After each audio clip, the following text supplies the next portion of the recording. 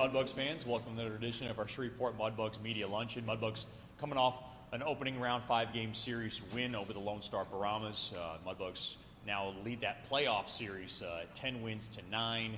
They're also 3-0 in Game 5s against Lone Star, including 2 of those Game 5s played at the NITEC Sports Center in North Richland Hills. Mudbugs dramatic win, 1-0. Logan Kotinski got the only goal just 17 seconds into the game, and Simon Bushler made 25 saves to pick up his first shutout and win in these playoffs.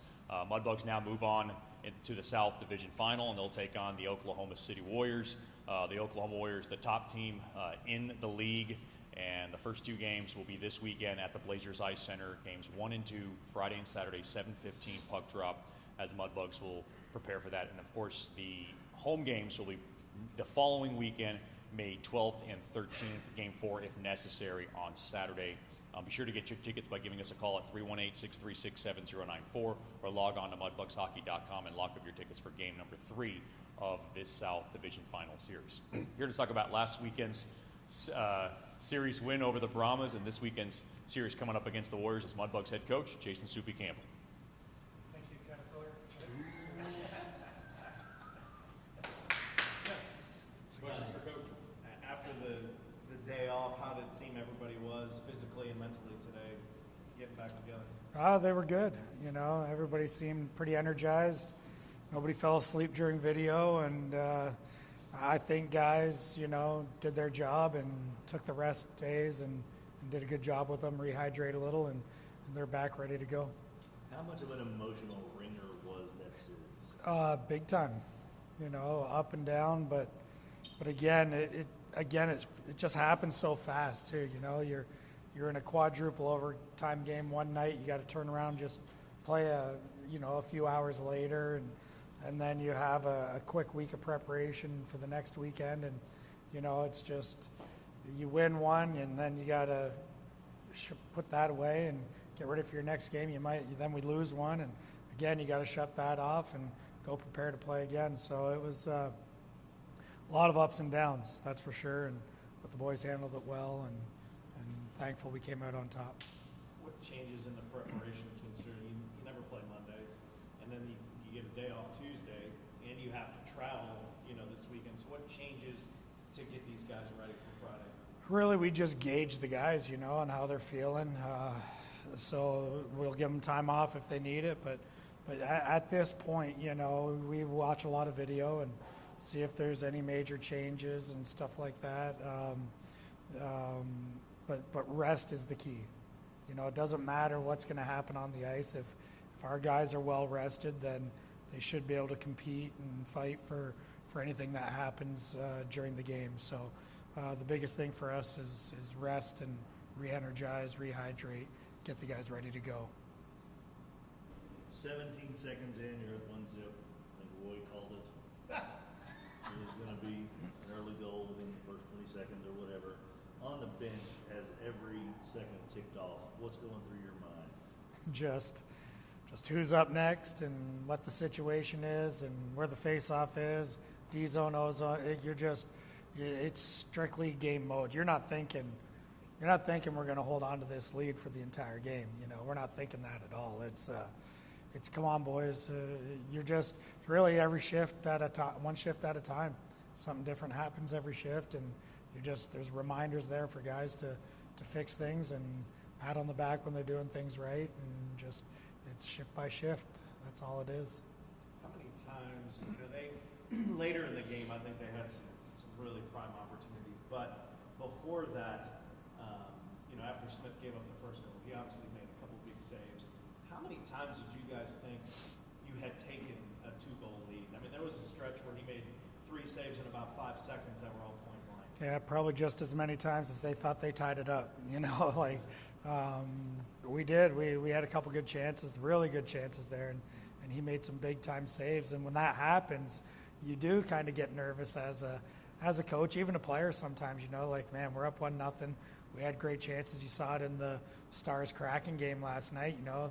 They're up 4-1, and the Kraken hit a goal post, and Ottinger makes a big glove save, and then next thing you know, it's a 4-4 hockey game heading into overtime.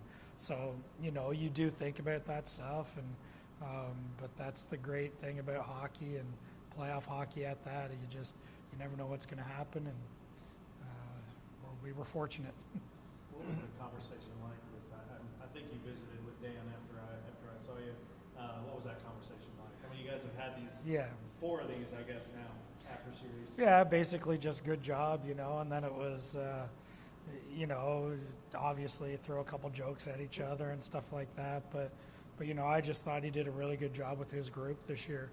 I thought last year's team that he had, had a few really good skilled guys that can kind of score at will, and I don't think he necessarily had that skill this year, but he had some guys that their team was really connected and played a really good hockey game, and they were extremely hard to beat and find holes to expose them with, and he did a great job, and his guys did a great job for him. So that was kind of my biggest thing for him. And and then you guys talked about the bet for my wife and all that never came up in the series.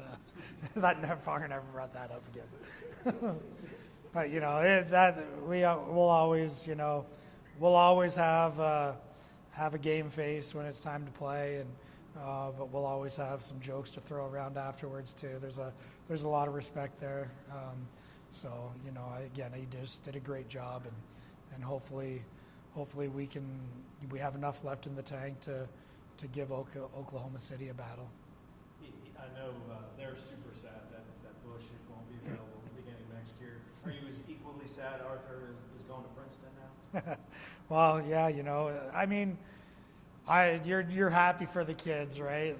Like, what a great opportunity he's got, and if that's where he's going to be next year, then I wish him all the best. And yeah, it's kind of nice, but it's there's a lot of good goalies out there, and all these players and goalies understand that too. That's why they got to be on point all year, all the time, or somebody's just waiting. They're just salivating for an opportunity, So new kids or your partner, is waiting for an opportunity sometimes. So they know, and but obviously wish any player moving on all the best in their future. But yeah, it's you never know who they're going to bring in. So I can't say I'm going to miss them or not. At the risk of sounding like a complete idiot, watching the Devils Rangers, the Schmidt guy for the Devils, is that? Yeah, he was in the USHL 2 years ago or whatever. I think something I'm like not sure. And so juniors hockey in America, for instance, it just seemed like that. Ever since you guys have got here, we've all started paying more attention to the NAHL, the USHL, and just goalie play is just ridiculous. From the first season you guys were here, remember the Corpus kid or whatever that is. Yeah. Or whatever. Just if you could, just a general commentary on just the goalie play in this series, not just from your boys, but also Arthur. Just what it's like. Honestly, I can't remember seeing performances like this ever in my career necessarily. That I can really remember. There might have been a game here or there, a couple games here, but it was every single game. A 5-game series, and all 4 goalies playing lights out. I don't remember it being that way ever. Throughout an entire series. Usually there's a bump in the road somewhere or something like that, and that just didn't happen this series. And it was pretty amazing to be a part of and see and experience. And all goalies, all these guys should be pretty proud of what they did to hold because it's not like there weren't any grade A opportunities. There was a lot of grade A opportunities, and these guys stood on their head. Oklahoma City's kind of been at the top of the standings most of the season. You guys went up there just over a month ago and came home with 2 wins. Does that give you a little bit of confidence, going into this playoff series that you had success against them late in the year? Yeah, maybe a little bit of confidence, I guess, but really it's like that was regular season. That's over. They did a really good job against Amarillo. They're back on track. That was what I can't remember how long ago, but they're back on track. They're waiting. They're excited for this opportunity. They've been there before, and they want to finish the job. They've got some unfinished business. So, but for us, there is motivation there because they are the number 1 seed in the entire league, and what a great opportunity for us. If you want to win a championship, you got to beat got to beat the best teams or some really good hockey teams in order to get there, and we're in a tough spot. But again, I believe in our guys. I believe in our team, and I know we're up against a great opponent, but we gotta bring our best if we even want to have a chance. Does it worry you that they're going to have such fresh legs? I mean, they only played 3 games. You guys played the equivalent of like almost 7. You know, I've kind of seen it like both ways. You know, I've seen teams rested. I've been a part of teams rested, and then playing against a team that's just coming off of a big series, long series, and you know, it's nice to be rested, but at the same time, you know, our guys are still in fight mode. You know what I mean? Like the survival mode, and there's something to be said about that too, I think. So I hope I just hope we are in that fight mode and we maintain that mode and going through this entire weekend, and I hope we have the legs to carry that fight with us. Talk about the matchup between the two teams. Well, I mean, again, I think that Oak City they pack a pretty powerful offensive punch, you know. I think that their defense, you know, they're so mobile. They can move pucks. They can skate with pucks. They can advance pucks with good passes, and their forwards are they're a very creative, offensively minded team. And with that, they don't really give up a whole lot defensively. They're always reloading pretty good. Always have 3-4 guys back for the most part, you know. And so they're a tough team to beat. They're pretty high fluting, and you know, we're going to have to be pretty sound defensively all over the ice, really, because they can find ways to get offense right from below their goal line. So, and their goaltending, you know, has been pretty sound here in the playoffs, you know, for the most part. So they've got one kid that hasn't seen much time, but the other guy, you know, we've played against him several times, and he's done good against us too. And so they've got a very good all-around team, and their coaching has just done a great job with them too. So we're in for a battle. We're in for a battle, and we got to be on our toes. That's for sure. I saw Rich. Rich is there. Yep. What do you need for it? The goaltender's playing great. Well, maybe that's why they've been great. I don't know. You know, the Rich schedule was set even before the season starts. You know, so he comes in at certain times, and he's here for playoffs, and so it's always nice to have him here. Great for the guys, the goalies, to kind of have him right there if they have any questions and stuff like that. Even though he's only a phone call away when he's not here, but again, it's good for the goalies. It's good for us coaches and the other guys to have Rich, because not only a goalie guy, but just a good hockey guy to have around. Another goaltending player you talked about already in the last series, but no offense to Bush or Nico, but it's probably going to take more than one goal to win most of these games against Oklahoma, considering the firepower you said they had. Besides the great goalie play from Lone Star, were you happy with the chances that your team made, and you feel confident that they can convert more of those in this series? Yeah, I mean, I still think we could have executed a lot better from our D zone through our neutral zone and into our O zone, you know. But you have another team that you're playing against that's doing everything they can to stop you, right? So I think we've got more to give, and I hope we're able to bring that.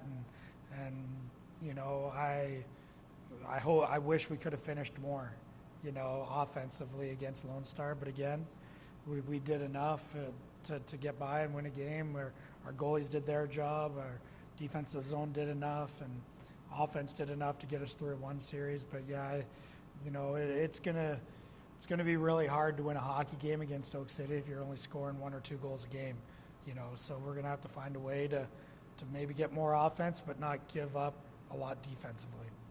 And I know I've asked this maybe the last couple of weeks, and I hate to be a broken record, but the full-length pass or the home run pass, whatever you want to call it, clearly Lone Star saw something. They attempted, double-digit attempts, I'm sure, and converted most of those, not into goals, but into decent passes. What, without giving away trade secrets, what is a mindset or what is something simple that can help prevent that? Because obviously Oklahoma City can see the tape too. Well, really, you just want to try to keep the play in front of you, clog up the middle of the ice as much as you can, really, you know, and just be aware of what's going on out there from a defensive standpoint. You know, your defense are really your last line of defense besides your goaltender.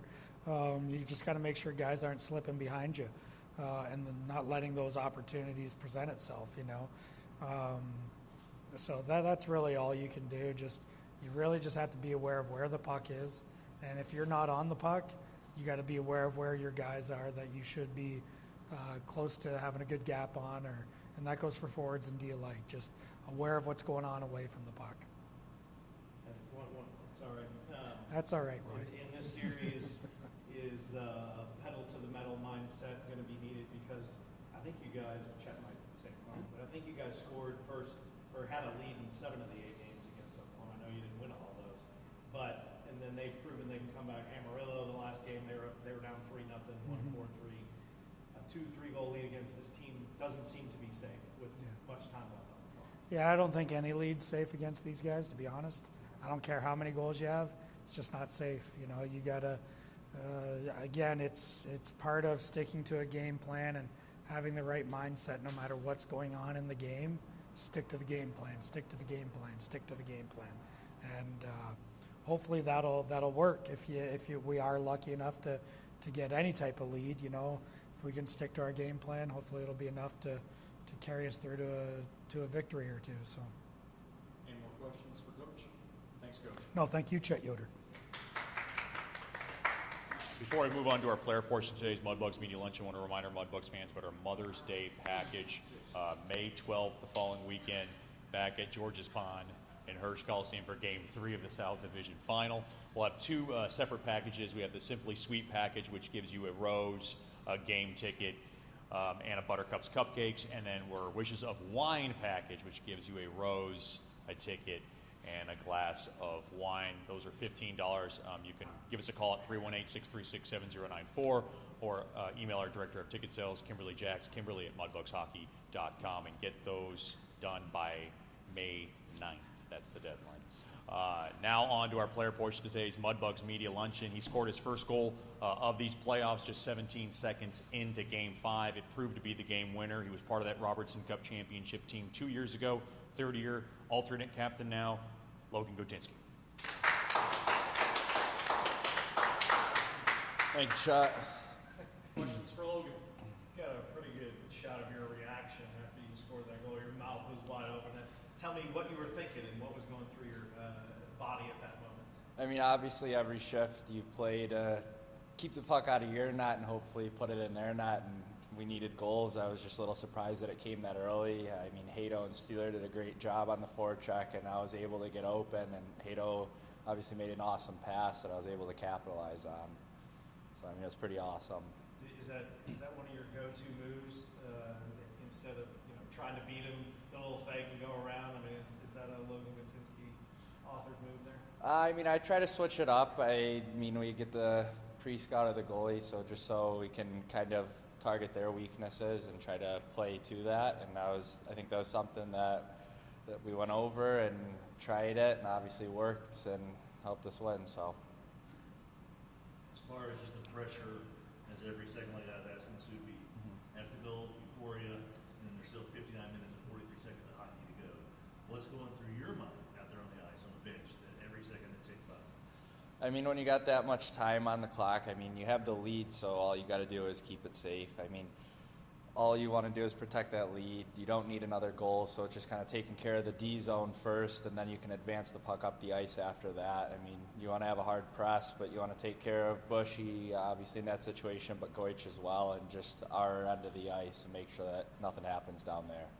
Drake said after, what game was that? I'm so old I can't remember. 4? Yeah. He said sleep is a weapon, right? It was after 4 going back to sleep is a weapon. So since Monday, how much sleep have you been able to get? I mean, a decent amount. Obviously, we got back pretty early in the morning. I think it would be Tuesday morning then, but I got a decent amount of sleep, slept in probably until about 10:30, so about 7-8 hours. Then just kind of mentally, physically prepared myself for the week ahead. Obviously, the rest of the boys, I believe, are doing that as well, because we know how big of a task it is at hand here to go into another team's barn and playoffs and hopefully get some wins. What is it about this last series that gives you confidence heading into the next series? I mean, I think we're down twice in that series, so it's just a testament to our guys, our coaches, goalies, that there's no quit in our team. I mean, obviously down twice, we were able to come back twice in that series and come out of Game 5 victorious. So, I mean, it just shows that there's no quit in our team, no matter what it is, until that final buzzer is gone, that we won't stop. What has been successful against Oklahoma, besides the sweep? I know you guys didn't win the season series, but as I mentioned, you led 7 of the 8 games. So clearly something works. What works against them? I mean, like Soup said, they're a very highly skilled offensive team, so it's just a matter of us playing defense the way that we play. We practice playing our system to perfection or near perfection, and then being able to go into their zone and play with that high tempo, that skill, the poise that we can play with, and obviously try to score on them more than they get on us. I mean, it's just a matter of trying to out-perfect them in the game. It's a game of mistakes, but you just want to have less of them at the end of the day.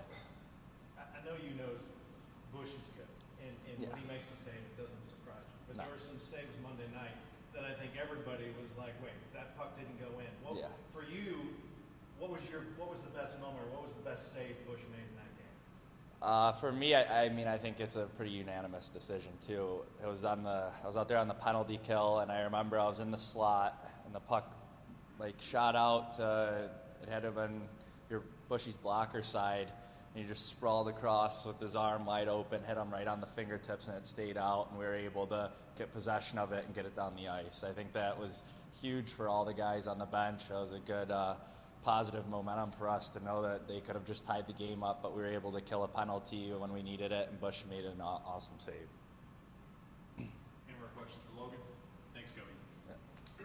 Thanks, sir. Moving on in our player portion of today's Mudbugs Media Luncheon, he got his first shutout and win of these playoffs, and obviously it was a big win, and he was the big story of game number 5. He made 25 saves in net. Second-year Mudbugs goaltender, Simon Bushler.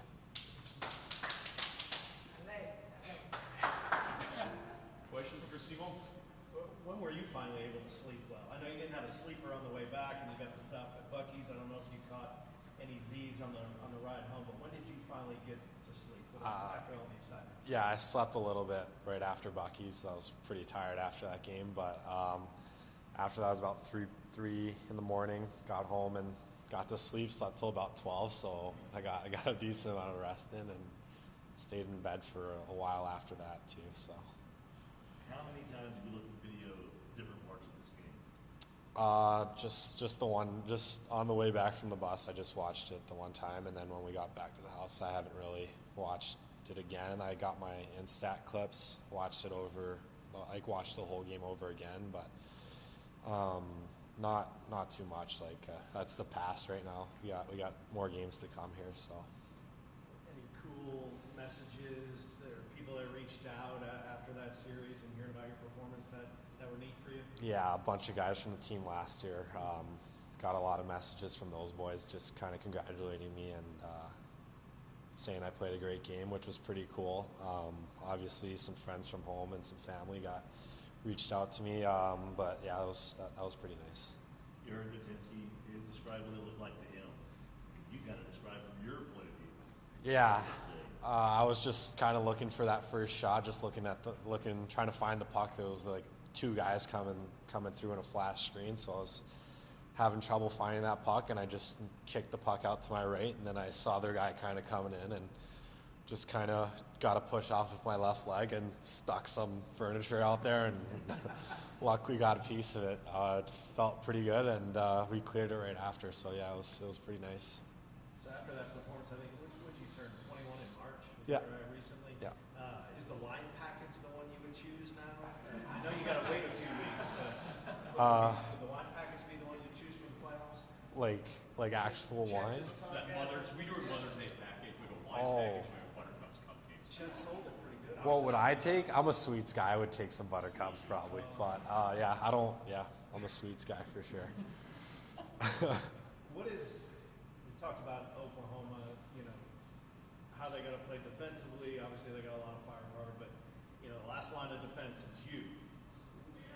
Is anything different about playing a team like Oklahoma that is, offensively capable compared to a team that maybe is more defensive team, grind it out type team? I mean, Lone Star was pretty offensively capable too. I just think that we, it was two kind of battle rams, just kind of duking it out. Two pretty good, sound defensive teams going at it. But OKC is just as good. I think they just got a bit more firepower up front. If anything else goes into it, no, I just think you got to be just as sharp with any other team, really. How much did you learn facing Oklahoma in the regular season do you think applies to helping you in this series? Do you take anything from the regular season, or is it completely different now because of all the stakes that have been raised? Yeah, I think definitely the experience from the regular seasons. I mean, obviously I don't know yet, but I think it's going to help us out. Personally, I know that I went into games knowing that they were in first place with like a bit of a different mindset, and I found out that that didn't really work for me. So just going in kind of thinking that, it's just another game, just another playoff series, I think is gonna help us out a lot there. Like hockey's version of the quarterback controversy would be goalies, and it's even more because the two goalies usually play more than a backup quarterback would play, and a lot goes into the mental side. People are like, well, if you don't pick him, what's the other goalie going to be like? And obviously, you and Nico have a great relationship. If he got the nod on Monday, I know you would have been in his corner. But how good did it feel when Coach Soupy said you're our guy for Game 5? Yeah, I didn't know that I was gonna go in. I honestly had an inkling that they were gonna go with Nico, and when I found out that it was my turn to go, like I knew that I've prepared a bunch this year for that opportunity, and even last year, and just kind of take it and run with it, play your game, and have the confidence that you've had all season long, and just have fun with it too. And I imagine that the combination of getting your name called and then producing the performance for you, I imagine confidence has to be pretty high for you right now. I don't know. Like I'm the same all the time. I don't really think that really like boosts my confidence anymore. Just like it was a good game. Like it was a fun game to be a part of. It was a good game, and we were just on the winning side. There was not much thought when I was playing, to be honest with you. Like I wasn't thinking like, wow, like you're playing awesome right now. Like I was just playing hockey, having fun. You know what I mean? Yeah. Any more questions for Butch? Thanks, Butch. Thank you, Chet Yoder. I want to remind our fans we do have a public skate on Friday and Saturday 6 to 9, and then on Saturday we'll also have stick and puck from 2 to 4, so come on out. And then, of course, tune in, Mudbugs at Oklahoma, Game 1 this Friday and Saturday, Games 1 and 2, 7:15, puck drop. Until next time, Klaza!